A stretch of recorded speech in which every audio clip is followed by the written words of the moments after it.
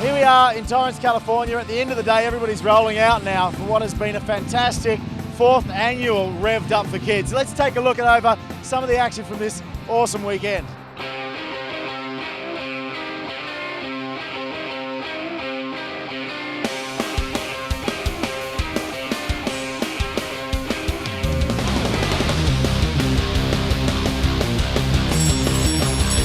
Well, behind me is a very exciting event, the very first time for Revved Up for Kids. It is the Hot Rodders of Tomorrow Engine Challenge, and I'm here with Jim Bingham, who's, well, you're in charge, aren't you? Correct, along with Tim Freeman. Tim Freeman is the one that helped us put this together. Tim is busy with the coaches and everything here right now. Give us a quick rundown on the basic rules of the Engine Challenge. The basic rule is they're going to tear the engine down all the way down to the crank and the cam. The crank and cam stays in it, and then you got to put it back together. And the team with the fastest time, with the fewest deductions for points, will be the winning team. Well, let's go check out some of the action.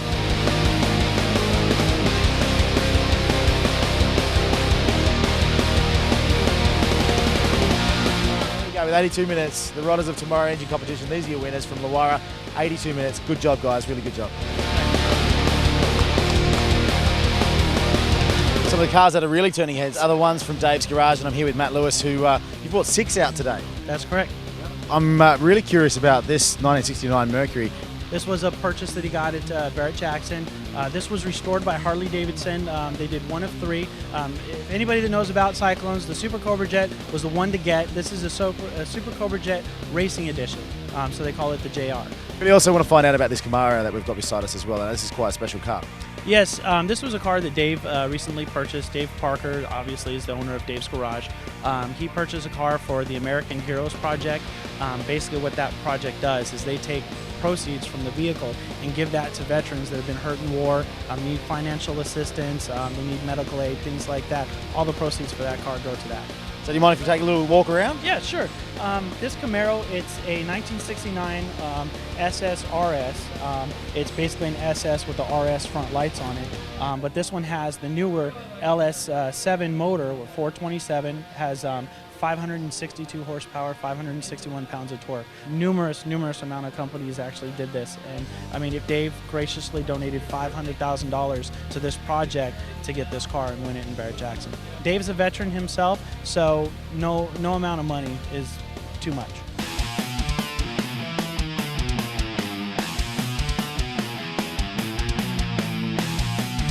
Vic, Edelbrock, mate, how's the day gone for you? It's been fantastic for me. Absolutely fantastic. It's just a great show. This is such a beautiful business we're in America, with the love affair of the automobile, and to put something together like this. A couple of things that you've got on display here at the show as well. First off, in the museum, the 58 Corvette in there was spectacular. A man by the name of John Briggs, and it's really made a fun car out of it, and great to have in our barn. One other thing I wanted to talk about as well, which is stationed right in front of the facility, is the Mustang that you've got out there at the moment with the new supercharger on it. We're extremely excited. Eaton's latest, they call Gen 6 TVS supercharger, and it's the one that's used in the ZR1. We're doing one for the Corvette right now. We've already got the models made, and 5 pounds of boost. So we're not overkilling the engine with boost. Well, I'm not going to take any more of your time. I've got to say thank you again on behalf of everybody here, and of course the Centre for Learning Unlimited, because it's a great annual event and it just seems to get better every year. So good job again, Vic.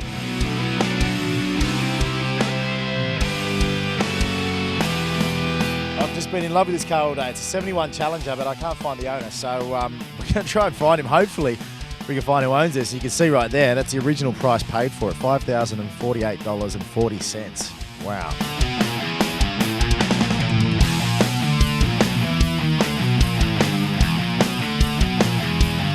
Bay Toppers makes the motorcycles and the trikes. They start off at a 260 horsepower V8 and then go on up to actually 520 horsepower from there. Now, I've ridden a lot of motorcycles in my time, but I've never ridden a V8. How do they handle, I guess, I should ask? Most people actually think that they're difficult, but surprisingly, you actually sit above the engine, so the center of gravity is very low. So they actually handle very well. They're a little heavier than a normal motorcycle when you're moving them around at 940 pounds, but once you're actually moving anything beyond 5 or 6 miles an hour, it's actually as light as any motorcycle out there.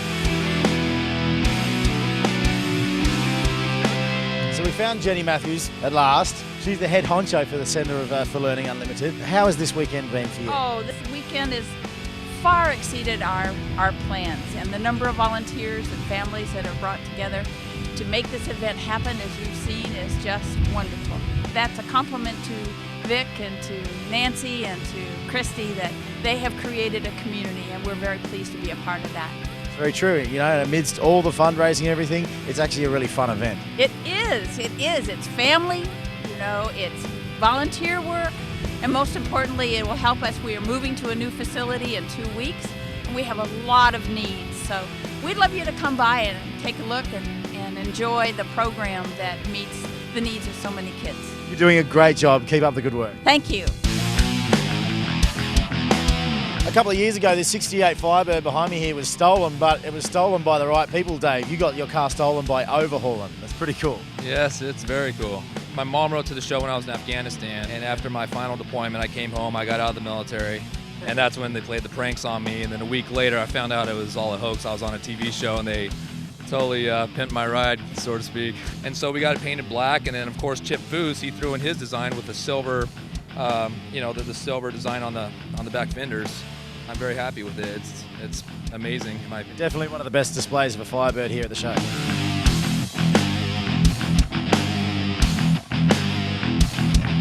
So we finally found him, the owner of that 71 Challenger that I told you about earlier, Gordon Hooker. Mate, this is gorgeous. Thank you very much. What sort of response have you had from the people walking past? Because, I mean, like I say, I was looking for you for ages. It gets an awful lot of attention everywhere I go. Just even driving it down the street, just thumbs up everywhere. And I was looking at the price on the window from the original sale, and it was $5,048. Yeah, well, back in 1971, that was an awful lot of money to spend. Yeah. You know, try and convince your wife to spend an extra $800 for a Hemi. All right, well, it looks fantastic, and great job on the car.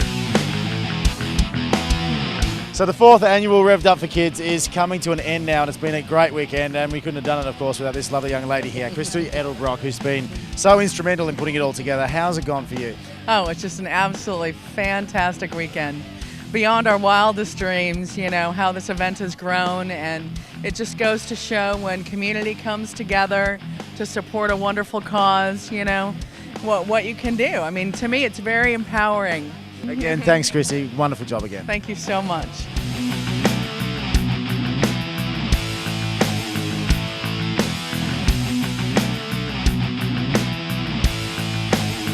So there you have it. It's been a very successful weekend for everybody involved, and I'm sure we'll see you again next year for the 5th annual Revved Up for Kids for the Centre for Learning Unlimited. My name's Bucko. Thanks for watching Power TV.